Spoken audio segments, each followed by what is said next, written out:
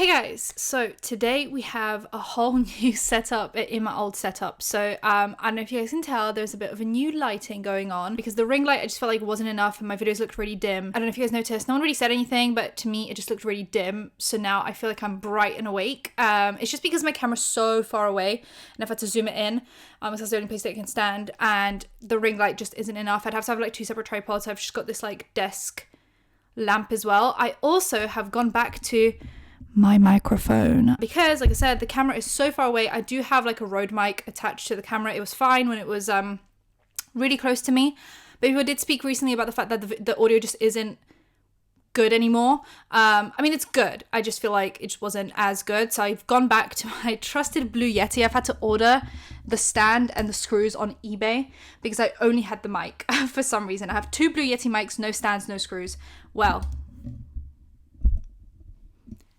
I'm back doing ASMR. Can I even hear myself? Am I even on?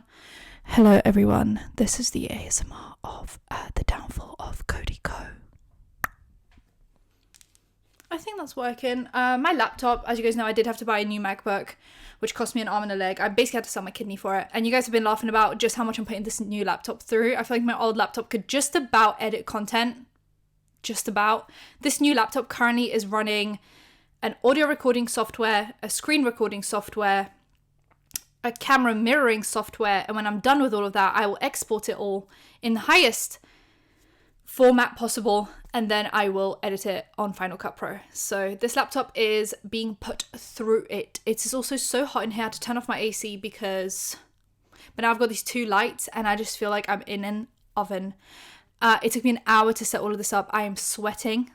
But I think the setup is complete now. I am just covered in cables.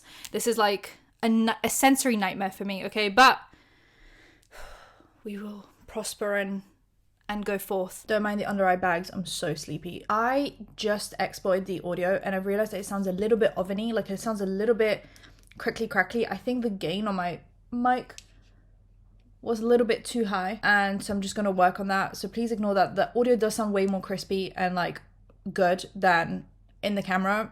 Trust me on that, I've tried both, but it does sound just a tiny bit crackly and I feel like we can kind of iron that out for the next few videos, so please don't comment on that. I know, I've heard it. The recap is Cody Ko is a commentary channel, but he's also like a multi-millionaire at this point. I don't know if you guys know, but actually it was CC Suarez that talked about this.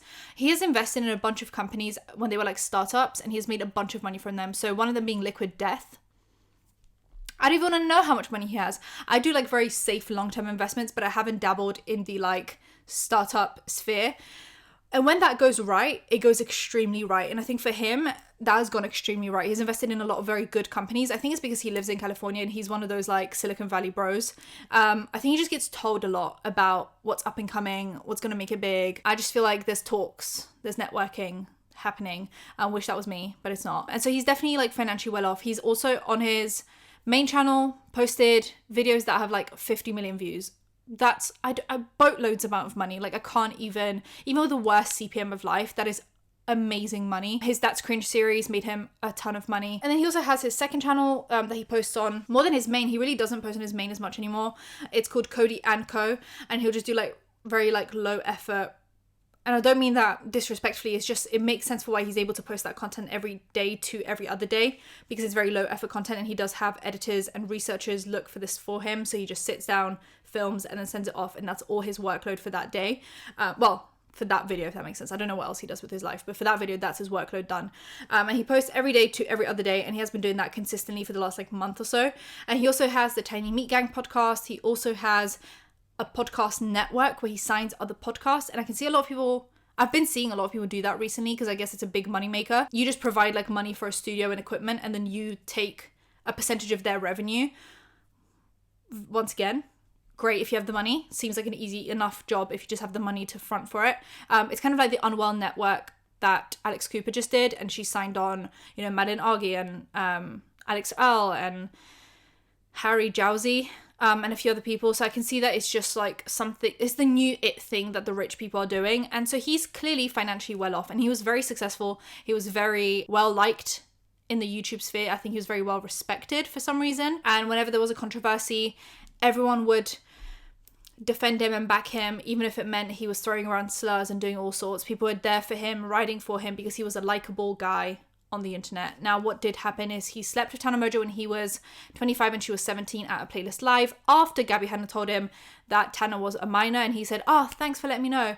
And then he went ahead and did it anyway, allegedly. And then he also was friends with a guy who roofied a girl, had sex with her while she was unconscious, filmed it, and then showed it around a frat house that Cody Ko is allegedly at. Now, we don't know if Cody Ko is actually at this frat house, but they met at uni, so that means there was a possibility that they were in the same frat house, but they were most definitely at the same university, and they were friends at uni, and they've continued to be friends since. Cody actually used to have this guy in his content and would link to his social media, and then when people said, hey, there's this literally article written about this case, Cody stopped showing him in content but continued being friends with him. And so then Kelsey continued being friends with him, and I guess Noelle Miller continued being friends with him. If you're ever confused about that, this guy was a groomsman at their wedding.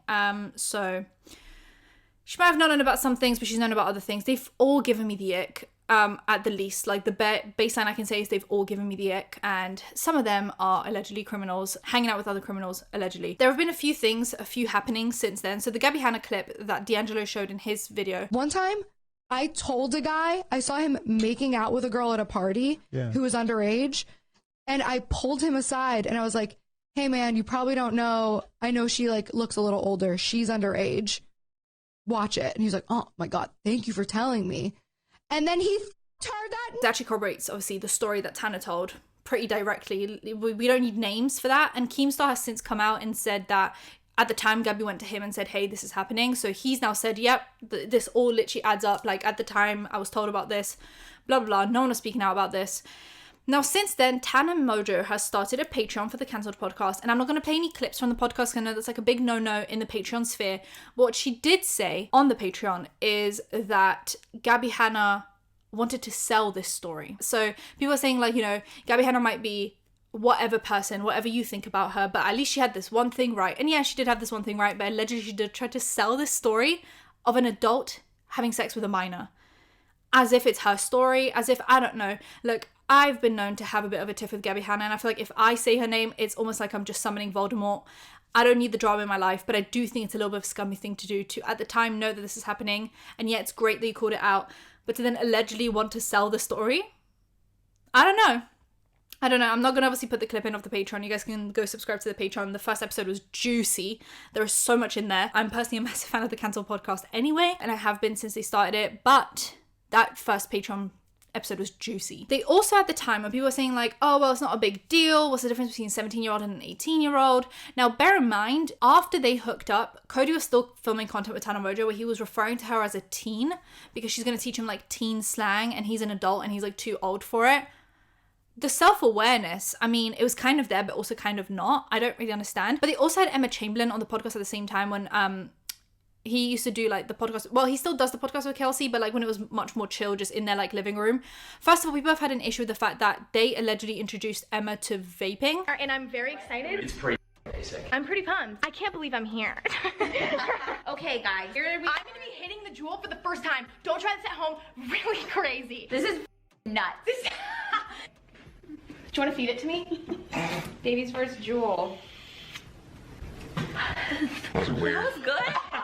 She had her first vape on their podcast, like with Kelsey. I'm neither here nor there about that, actually. Like, I don't know. I'm neither here nor there about that. That's none of my business. But at the time, Emma was referring to Cody and Kelsey as her parents, and they were like laughing about it.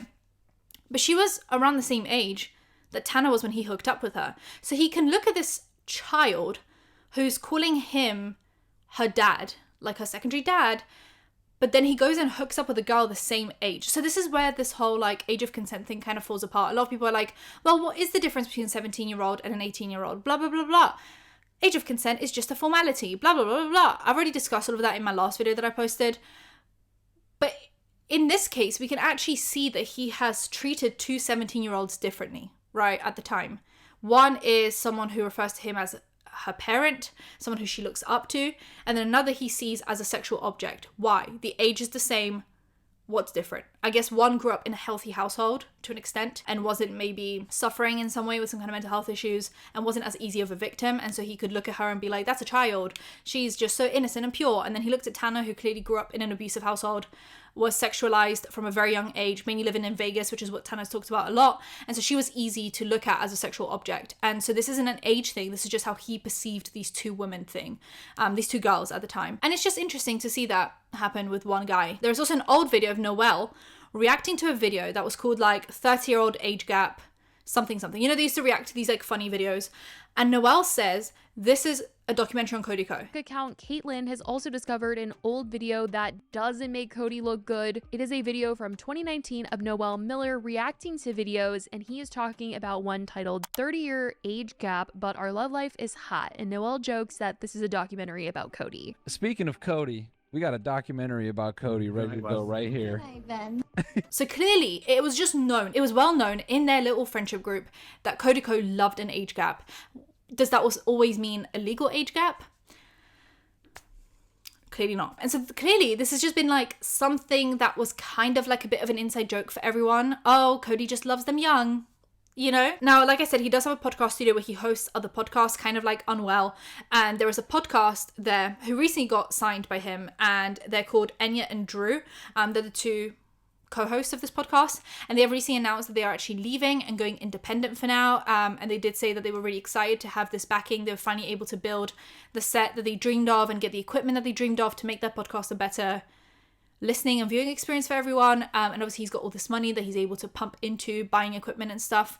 But they did say they're going independent for now, so they are looking for either another studio or just like maybe they can start a Patreon or something. I don't know. But yeah, so they did recently speak out and say that they're done with Cody Ko. Now, there's actually been no response or videos since the D'Angelo video. So if you go on his Cody and Co channel, the last video he posted was 10 days ago, whereas before that he was posting pretty consistently. He obviously doesn't really post on his Cody Ko channel anymore. His latest one is The Funniest Waste of Money Ever, which was a month ago. And obviously you can see I have been watching his content before this all happened.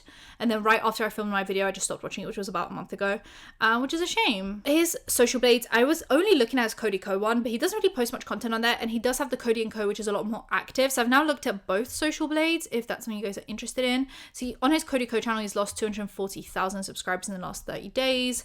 As you can see, still losing. He's now about to fall below the 6 million mark. I believe that's going to happen today if he's still losing at least 10,000 a day.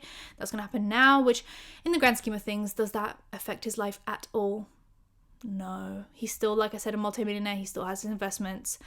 A lot of people are going to continue watching his content if he does decide to come back. And there is more happening that I'm going to talk about in a minute. You guys can see he was gaining like 10 to 30,000 subscribers a month, and now he has lost a bunch. And then his Cody and Co one, he has lost 130,000, and on that he was gaining a lot, like clearly because this was becoming his more active channel. People are going over and subscribing in like large amounts. So for a bit it was like 0 or 10,000, and then suddenly he was gaining like 70,000-80,000 a month, 60,000 a month, 50,000 subscribers a month. So this was going to become like his new main channel, and then he gained 80,000 at the peak right before this hit, and then boom, he has lost subscribers. There are two stories here now. He is still DJing. I don't know if you guys know, but he does DJing. I don't know if that's not like a red flag to anyone else. He's a frat boy from Duke University, which allegedly is like the F-boy central. He was hanging out with someone who was accused of sexual offenses, and then he like likes to DJ in his free time, and then he like surfs. I mean, surfing in itself, green flag, I guess, because you're getting your like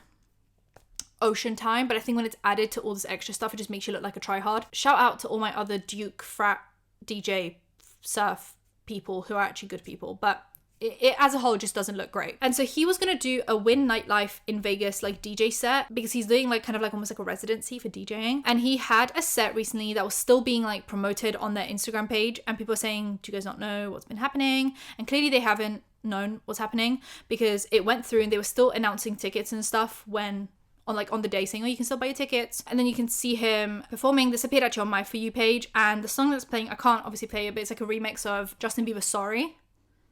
And the clip that they filmed is, now I know that I let you down, is it too late to say I'm sorry now? That's ironic, actually. And then I'm not sure when this set was, but someone posted this on TikTok a few days ago, and he's playing Kendrick Lamar's Not Like Us, the A minor bit.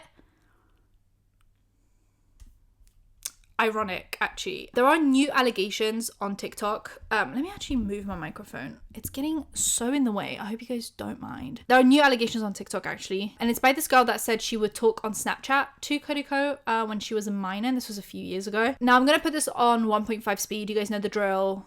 I don't have to explain myself. I released a few videos about this, but I wanted to go back, look at dates, get a better picture, be more factual if I'm going to be talking about something like this.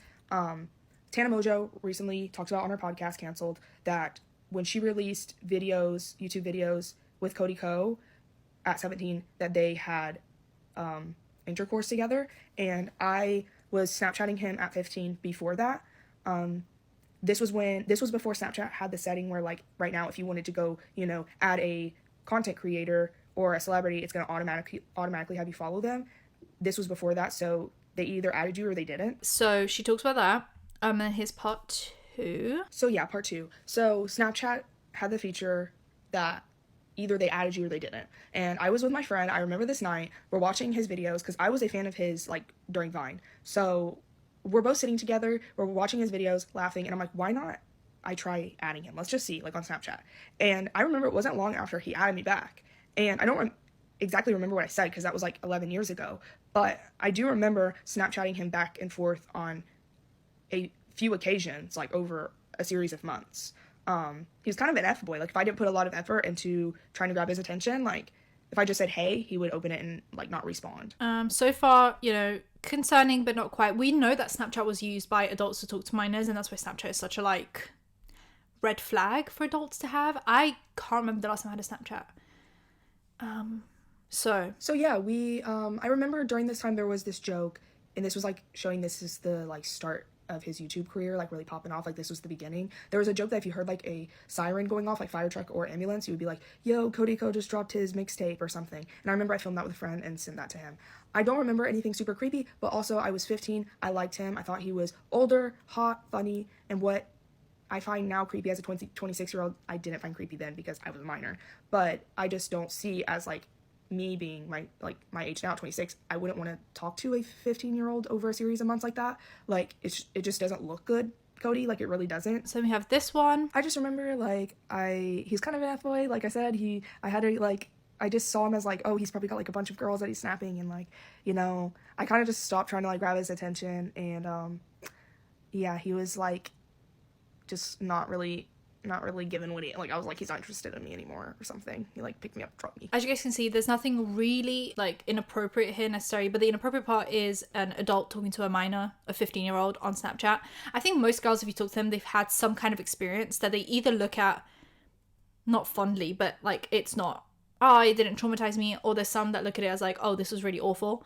But I think every single girl I've ever talked to has had, like, an experience where she was really young talking to someone who was an adult and knew that they were underage and either did talk to them romantically or sexually, or they didn't, but there was an aura of, like, maybe I'm waiting for you to get a little bit older, or let's see where this goes. I want to see if you'll be someone who maybe snitches on me. I remember I was 16 talking to a 24-year-old. I was like, what are we talking about? And the thing is, he knew I was 16, and there was definitely a sexual undertone. And now looking back, and I'm like, well, if I found the messages, would there be any... Oh, I actually think there would be something inappropriate there. But I just mean, like, it wasn't overtly, like, sending me nudes or something. Do you know what I mean? But it was definitely an undertone. And there was definitely something. And I feel like you just talk to anyone, and there's always that vibe, right? Like, if I met up with him, I just know. You know what I mean? But I was someone who just talked to people and then I would just never meet up with them. So that saved me a few times. But I just feel like I know a bunch of girls. Like, literally, if every girl that is watching this video right now commented underneath my video and said, like, I was blah, blah, blah, and they were blah, blah, blah. Like, there's thousands of these stories. And I feel like this story isn't as bad as Tana Mojo's. Like, nothing ever really happened. But it just shows a pattern of behavior for a man like that. Because I don't think it's ever a one-off thing for men like that. Like, if there's a man that doesn't talk to minors, he just doesn't talk to minors. If there's a guy that is willing to hook up with a 17-year-old when he's 25, he's also going to be 21, Snapchatting a 15-year-old. Or, you know what I mean? There's always something.